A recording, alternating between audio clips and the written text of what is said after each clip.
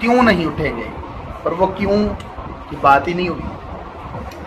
वो यही वजह है कि हम लोग एक दूसरे से नफरतें पालते हैं कि हम मुकम्मल मालूमात किसी के बारे में हासिल नहीं कर पाते। आधी इंफॉर्मेशन लेकर हम उसके खिलाफ प्रोपेगेंडा करते हैं और उसके बारे में फिर लोगों को बताते फिरते हैं कि यार वो तो ऐसा है, वो तो ऐसा है। जैसे उसने कहा ना कि तुम बदतमीज हो कि तुमने औरत की इज्जत ही नहीं की। काश कि वो ये समझ जाती कि औरत कोई भी हो, प्रेग्नेंट हो या जवान हो या बूढ़ी हो, अगर वो बस ड्राइवर की सीट पर बैठेगी तो सबको तबाह करेगी। तो इसलिए वो अपनी सीट से बिल्कुल भी नहीं उठ सकता था। बस इतनी सी बात है। काश कि हम लोगों की दुरुस्त मालूमात लेकर फिर उनके बारे में अपना नज़रिया कायम करें।